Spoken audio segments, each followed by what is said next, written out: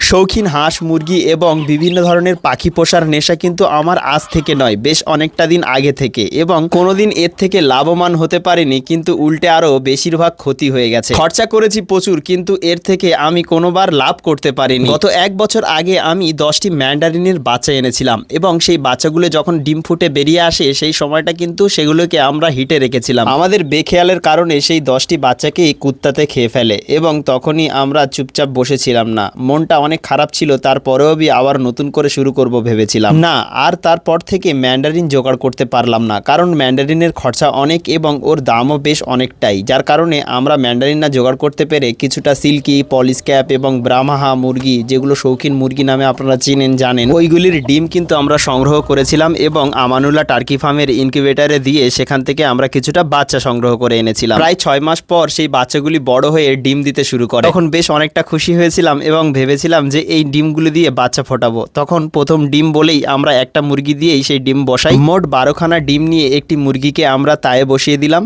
এবং সেখান থেকে 4টি বাচ্চা ফুটে বেরিয়ে আসে। আর আমরা আগে থেকেই ভাবনা চিন্তা করেই রেখেছিলাম যে প্রথম ডিমের বাচ্চা হয়তো বাঁচে না, দ্বিতীয়বার ডিম পারলে আমরা বসাবো, চিন্তাভাবনা এটাই করেছিলাম। হ্যাঁ, আর সেখান থেকে টোটাল 4টে বাচ্চা যখন ফুটে বের হয় সেই 4টে বাচ্চাই কিন্তু মারা যায়। তারপর বেশ অনেকটা দিন কেটে গেল, আবারও নতুনভাবে ডিম পাড়তে শুরু করলো প্রায় 5 থেকে 6টা মুরগি, এবং সেই 5 থেকে 6টা মুরগি যখন ডিম পাড়তে শুরু করলো তখন সেই ডিমগুলো আমরা সংগ্রহ করে রেখে দিয়েছিলাম, এবং খুব সুন্দরভাবে রেখেছিলাম গুছিয়ে, যাতে ওই ডিম থেকে আবারও আমাদের খামারে বাচ্চা ফুটে বার করতে পারি। প্রায় 15 থেকে 16 দিন কেটে যায়, এবং সেই মুরগিগুলো সবে সবে ডিম নিয়ে বসতে শুরু করেছে তাদের বাচ্চা ফোটানোর উদ্দেশ্যে। মোটামুটি 3 থেকে 4 দিন মতো ডিম নিয়ে বসেছিল, এবং হঠাৎ সমস্ত মুরগিগুলো একদিন খেতে বের হয় বিকালের টাইম। তৎক্ষণাৎ কোনো একটা ব্যক্তি হিংসার কারণে বা হিংসা করে সেই মুরগিগুলোকে খাবারের সঙ্গে বিষ মাখিয়ে দিয়ে দেয়, এবং সেই মুরগিগুলো সমস্তটাই মারা যায় সেই ডিমগুলোকে রেখে। তারপরেও আমার শখকে আমি থামিয়ে রাখিনি, সেই ডিমগুলোকে নিয়ে আবারও চলে গেলাম আমানুল্লাহ টার্কি ফার্মে, সেখানে দিয়ে আসলাম, এবং কিছুদিন পরে সেই ডিম ফুটে যখন বাচ্চা বেরিয়ে আসে তখন আমার কাছে ফোন আসলো।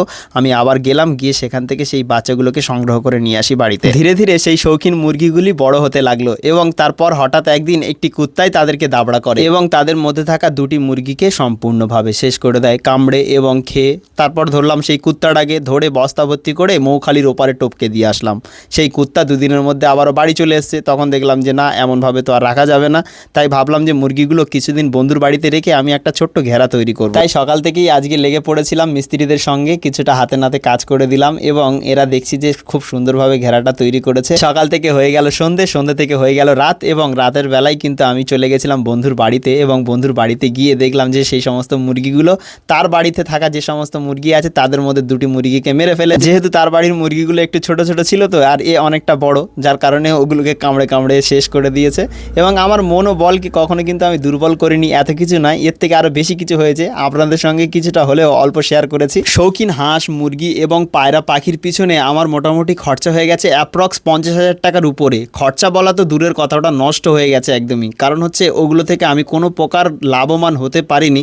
কারণ হচ্ছে ম্যান্ডারিন হাঁস হচ্ছে দুনিয়ার সবথেকে সুন্দর হাঁস বলে জানা যায় ম্যান্ডারিন হাঁসকে, এবং সেই হাঁসগুলোকে কিন্তু আমি জোগাড় করেছিলাম অনেকটা কষ্টের সাথে, তারপরেও তাকে বাঁচাতে পারিনি। যেমন মানুষ লেগেছে তেমন কুত্তায়ও লেগেছে। আর কি বলবো, কিছু বলার মতো কোনো ভাষা আমার নেই।